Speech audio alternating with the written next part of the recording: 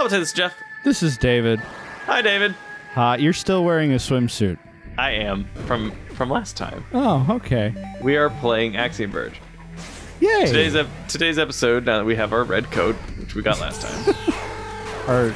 Our tasty red coat. Indeed. They're tasteful. We are going, tasteful. Like, nom nom nom, clothing. Let me eat this electronically enhanced clothing. Mm-hmm. We are going to be going through and getting all of the items in Absu. We'll Is actually that be doing where we are right now? No, this is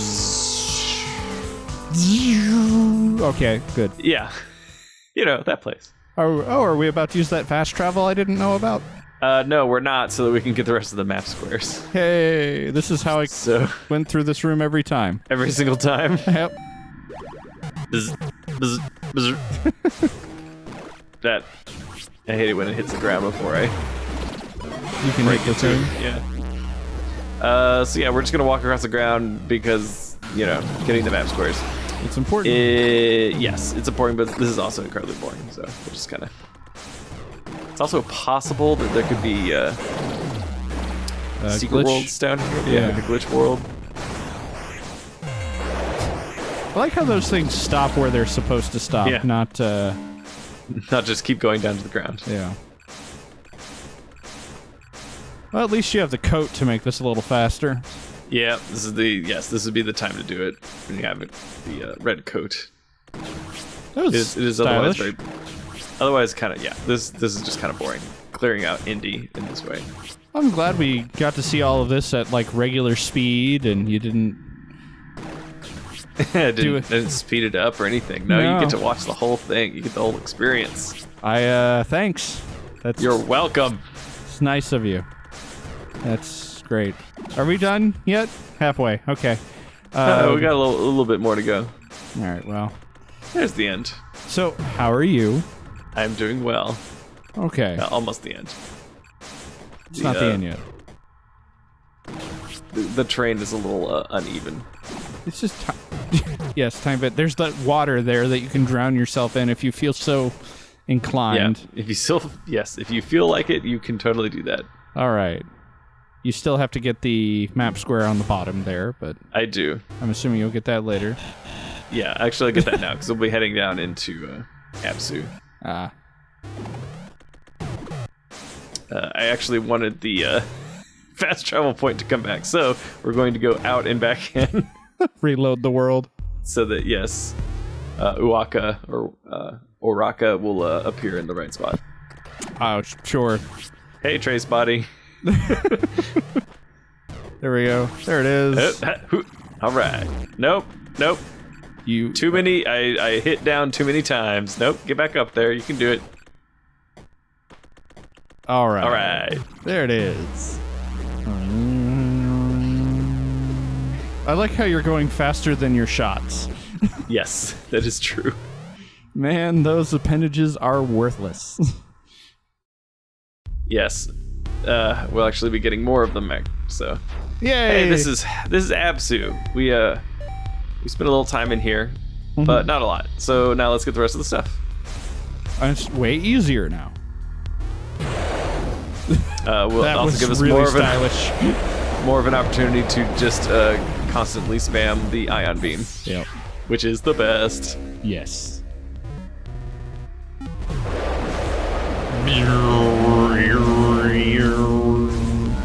So I think last time, might have been last time, or a time before that, I mentioned that I was playing Naissance and that it was by the guy that did Cairo.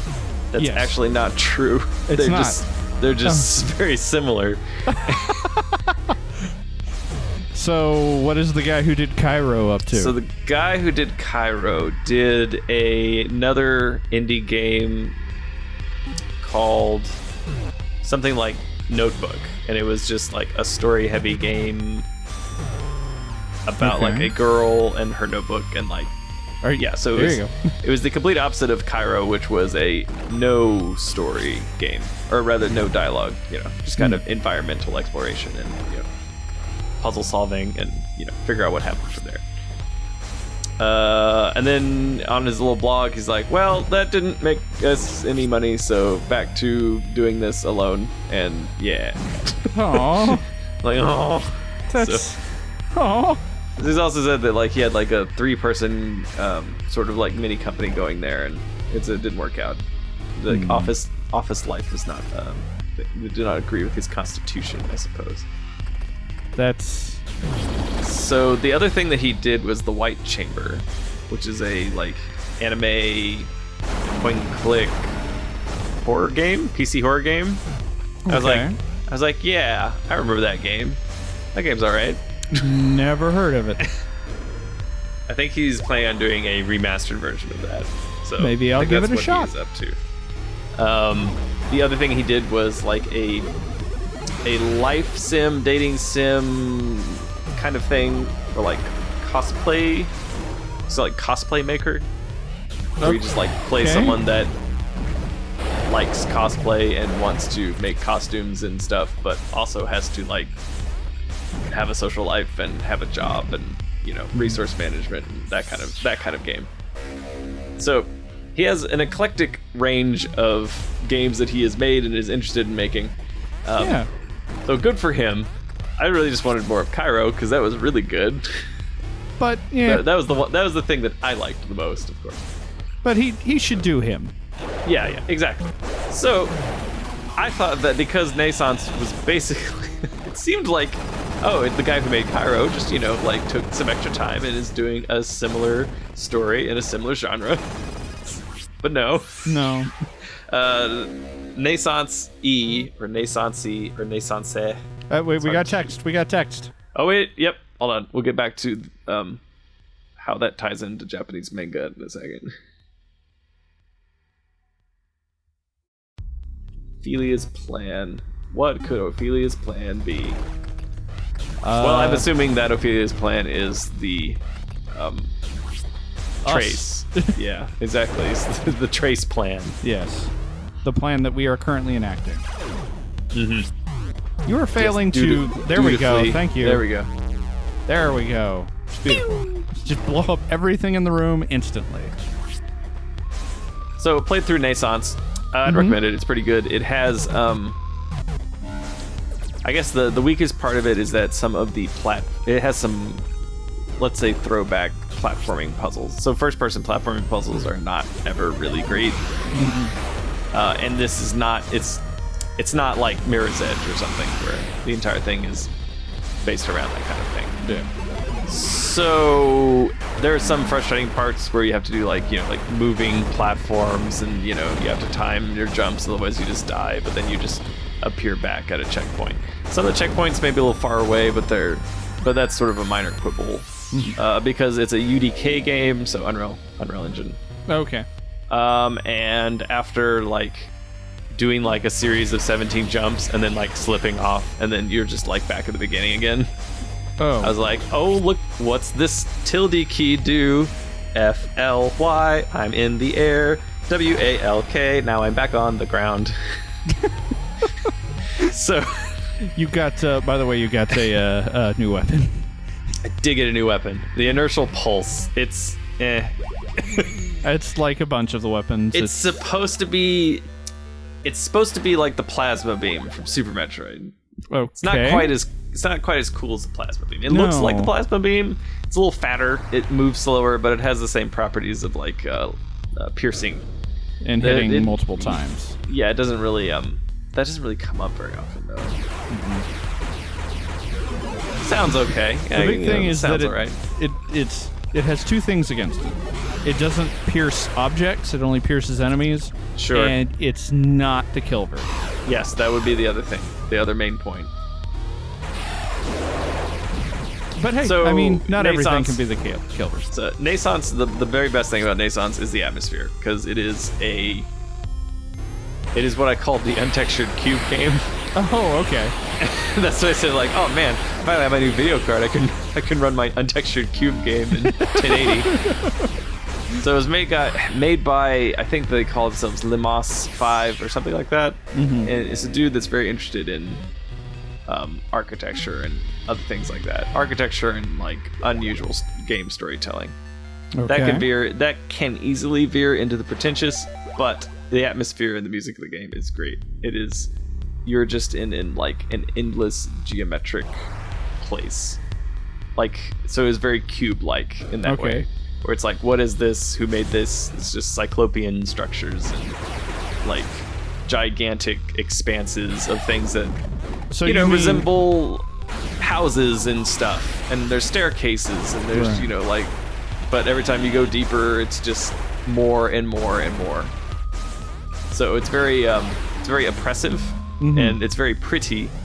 And you can pretty much bypass the frustration of some of the more difficult puzzles, quite easily by just using some little console commands. Right. So overall, I'd recommend it. Yeah. So when you say cube, do you mean the sci-fi thriller horror movie, yes, the science or do you fiction mean Canadian thriller horror? I mean, actually, maybe a little bit of both. There's of course Cube, yes, and the game master and what you need to be in order to get to level red. Yes. I'm not saying there's a level red for sure, but you would have to be a game master if you wanted to get there. Okay. Are you gonna break everything? Yes, I am going to break everything except for the upper left block, which you can't reach. Wait. Oh, right, because you can't do it with the drill. Very disappointed. Why even bother now? Like, no, I already started. Obviously, I have to finish now for some reason. So give me more opportunity to talk about Naissance Fun. Naissance C. So it's Renaissance, but without the RE in the front, and then there's an extra E at the end. It's weird. It's great. I was reading the guy's blog, or I guess more of the. Oh, hey, there's a thing. Oh, hey. At least grant us access to your rebirth chambers. Now consider being less bitter over what came before. Who is talking there? I have no idea. I'm assuming it's... Wait, is High Priestess Machinima? not Machinima. It's a Shinima, I know. Shinima, but yes. Is the High Priestess a Shinima? Yes, then I assume it's the other one, the one who's talking about Nin-Urunu. Yeah, or the one that was talking about how like the golden age is like the lost tech or whatever is here. Who would have use for rebirth chambers? If the rebirth chambers are old machines, they wouldn't. It seems like if they were Sudran, they wouldn't call them rebirth chambers. So it's either the one talking was one of the Rusalka, which doesn't seem likely, or maybe it was actually Trace. I don't know. Up for debate. All right, use the gate breaker. There it is. Capital G, capital B. Camel case. So it says that they blew up Katrahashka, like deleted her with whatever the gatebreaker is. They put a hole in her head. And it says that her nano gates are available now, and that they're going to use that to basically create the trace that we're using right now. So you have like Katrahashka's. You just picked her nose. Yes. So you have like Katrahashka's like mind machines or whatever. Yeah. And they're like using it to like wirelessly control you and stuff, I guess. Right. So, yeah. That is what I think is going on anyways. It's either that or they needed the mind machines to make the copy in the first place. Yeah, that's entirely possible. I think it was more the case of the other clones end up like the bosses. So maybe it needed a little something extra. Well, I mean, from the other correspondence, like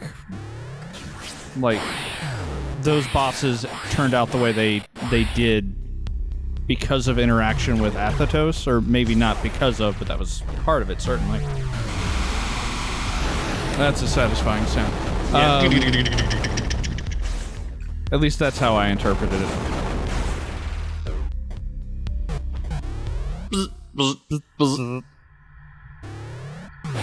So on the blog, describing the inspirations for Naissance, which is very good, the atmosphere and all that. The guy mentioned a manga called Blame, B-L-A-M-E, and then an exclamation point. Okay. Which I think is supposed to be pronounced Blam. but I don't know. I like blame. I guess so. It is. I think it is supposed. It is not supposed to be blame in the sense of blaming someone for It's something your that fault. they've done wrong. More like it is supposed to be. I think a onomatopoeia, since it is. So I've been. Yeah, the end of that story is that I've been reading that for the last few days because it's pretty good. It is very obvious where the inspiration came for Naissance, because it's just an infinite, like, cyberpunk kind of, structure. It's just called the city.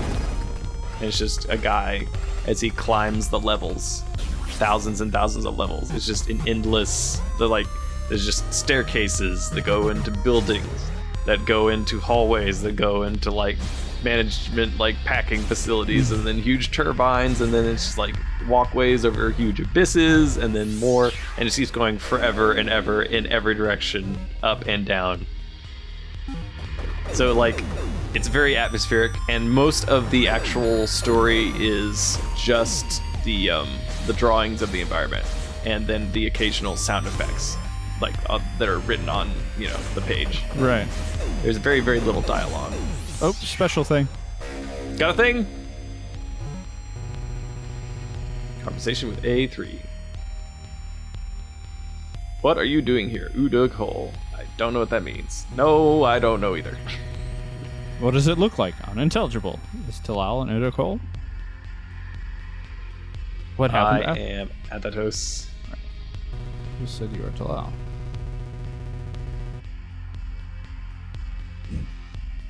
The negotiations are starting to break down at the end. Yeah. So apparently the clones just kind of attacked Athatos. Or they sort of broke down. And then eventually came to the point where they started attacking. Right. It's not Either entirely way. clear. It's not entirely clear the process through which the clones became the bosses. Right. That had to do with the pathogen, or what, or even it's not even clear what the pathogen is actually. So this area is fun if you don't have the red trench coat, because you have to glitch those guys to It's true. get you to this point. Oh, I guess I mentioned we also picked up a data bomb weapon. Right. Which It's we're a weapon. using. It is better than the Inertial thing. pulse. Yeah, inertial Yeah. pulse. Better than inertial pulse, but A lot of it's a things little are. bit. Yeah, it's pretty much the C weapon from Contra 3. It's like crash weapon. Aha! It's a thing. Oh, is it? Often. I'm that's trying there. really hard to remember what... Contra 3 is not Shattered Soldier, right? No, Contra 3 is Alien Wars on Super Nintendo. Alright, Contra 4 is Shattered Soldier? Contra 4 was technically on the Nintendo DS, but also was made after Shattered Soldier. Okay, so Shattered Soldier is the fourth one. No. Crap. So there's Alien Wars, and then they made some really crappy PlayStation-only Contra games. It was called, like, C... Contra Okay. Force. No. That was another NES game. I'm trying to remember what the bad PlayStation 1 games were called. There were some very not well received PlayStation 1 Contra games. I think there's 2 of them. So then Shattered Soldier was the first of the PlayStation 2 Contra games. So that'd be kind of like maybe the 6th one. 4 and 5 being on the PlayStation. It would be the 6th one. The 7th one, I think, was Neo Contra, which was also on the PS2. And then after that, I think they made Contra 4. You know, the 8th of the series. Or whatever. So, Contra Adventure and Contra Legacy of War? Yes, those are the ones. All right. Wait, hold on. They look pretty bad. Hold on. Was one of those the Game Boy version? I think that there might have been a Game Boy version. They're called both something like listed that. as Those are the PlayStation. PS1. Okay, Yeah. those are the PS1 versions. There were some Game Boy versions too, but those are pretty much the same. Just like ports of the others. Mm-hmm. Shattered Soldier is great. Super C is great. And the first Contra is great. And Alien Wars is pretty good. And then that's pretty much it. Yeah, that's Okay. That's all. That's all you need. They actually did make another Contra game. It was, oh, that's right, Hardcore. So good. on the Genesis, Contra Hardcore is maybe the best Contra game. Really? Yeah. Hey, you got a power node fragment. I did. Contra Hardcore is really good. They actually made a semi-sequel to it for XBLA. Hey, you got a power node fragment. Hardcore Uprising, which is, for all intents and purposes, a much more anime Contra game. Hey, you got a power node fragment. I did get those things. There's a lot of items in that little area. Yeah, there's a bunch. I think he just kind of ran out of places to put stuff. Well, you know. So, yeah. Go. Hey, you got everything. Play Naissance and go play. All the Contra games. Yeah, play the Contra games. Not all of them, but you know, a few of them. I mean, play more of them than I have. You've played the good ones, so. I played Shattered Soldier. Yeah. And I've played Super C. Okay, yeah, you've played the good ones. And I played Contra 1. Contra Hardcore is really good on the Genesis. It's what I would consider one of the two reasons that justifies the Genesis's existence. What's the other reason? Let's see. I'd say possibly Castlevania. Hold on. Bloodlines or whatever? Bloodlines is pretty good. Or is it Dracula X? No, it's Bloodlines. Okay. And then possibly Kid Chameleon. Kid Chameleon's a pretty good game. It's actually not great, but I enjoy it. It's very fiddly. There's a lot. Your dude, it's like you're always on ice. Well, yes, I'm not going to disagree with that physics. So much momentum. But it makes it so cool when you get everything to work just right. It's true. And so horrible when it doesn't. It has a pretty rad 1990s kid as the mascot, kind of. Yeah. Yes, it's that pretty kid great. Is too cool. Yes, he has a leather jacket and sunglasses. Yeah. She apparently wears indoors at the arcade. Well, I mean, it's like those gamer things, the gamer glasses you have that like filter out certain things to help you focus better or whatever. Okay. They're tinted glasses that are supposed to make it easier on your eyes to look at screens.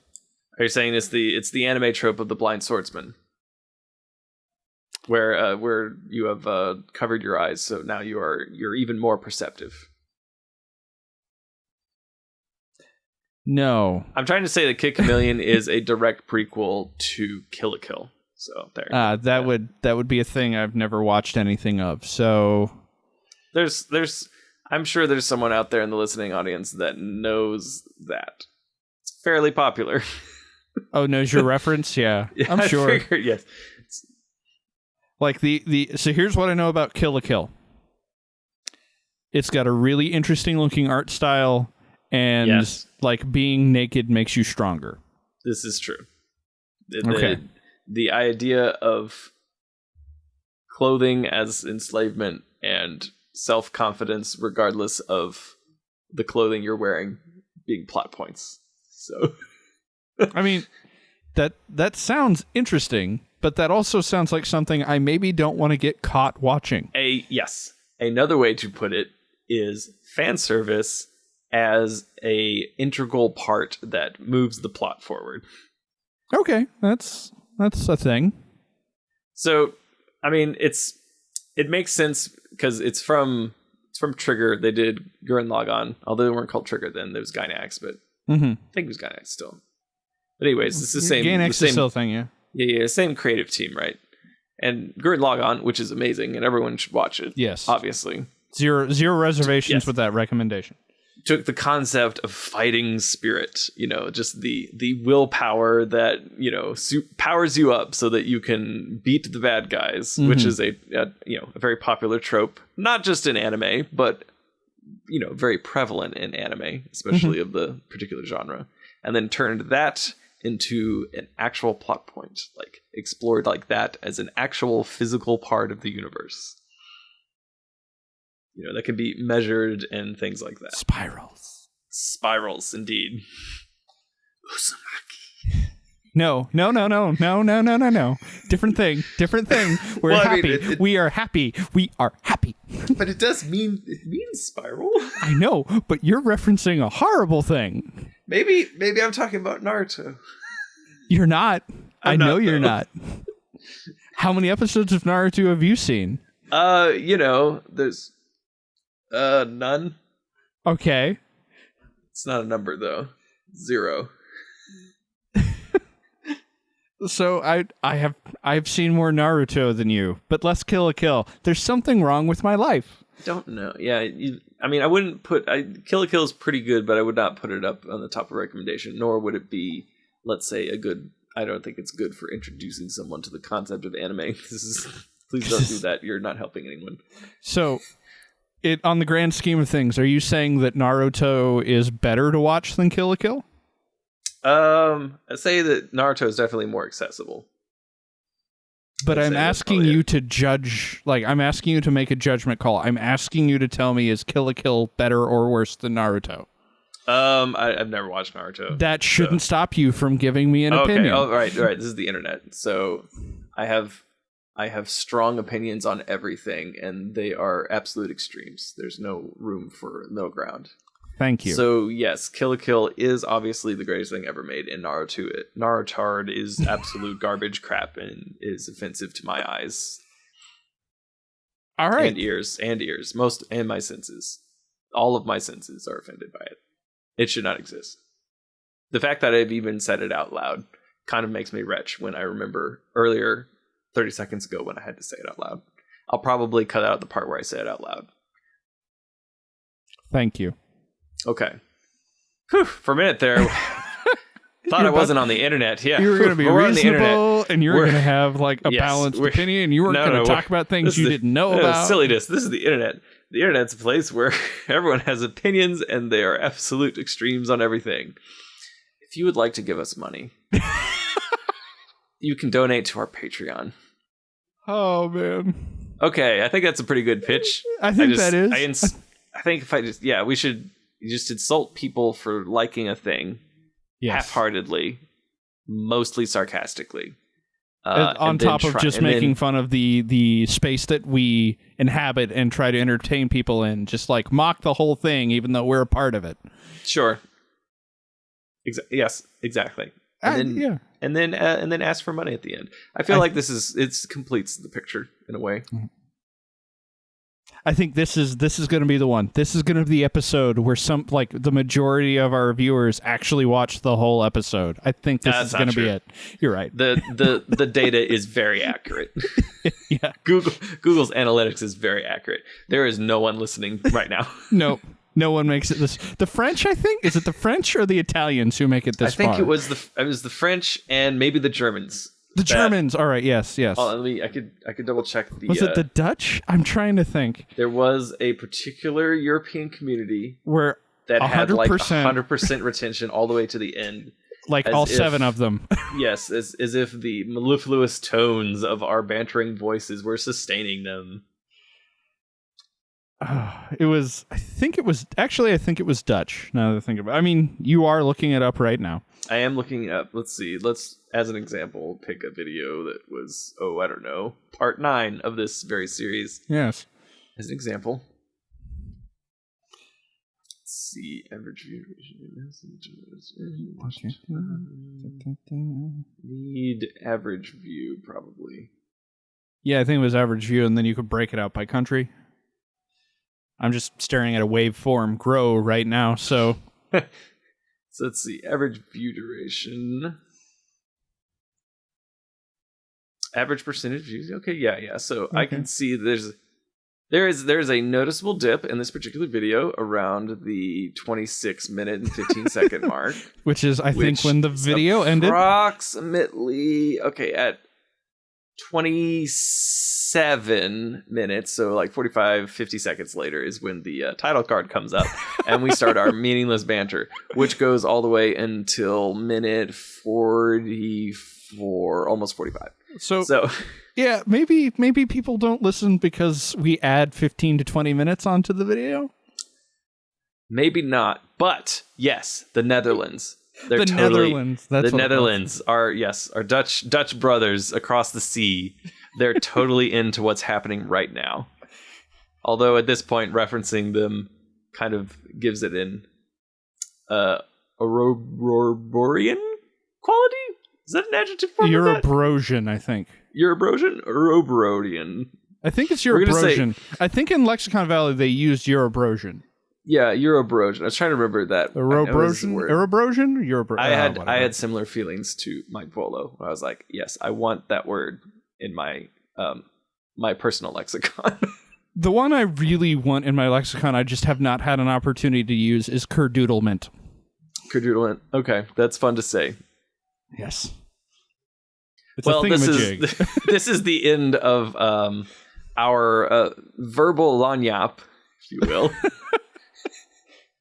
I hope you've enjoyed this verbal hootenanny. Yes. Okay. Yep. I'm gonna stop recording now. Yeah. Give us money, and I'll stop recording. All right. Yep. You will just keep recording. I'll stop recording. You just keep on going. The video is going to be very long. All right. And I'm stopping.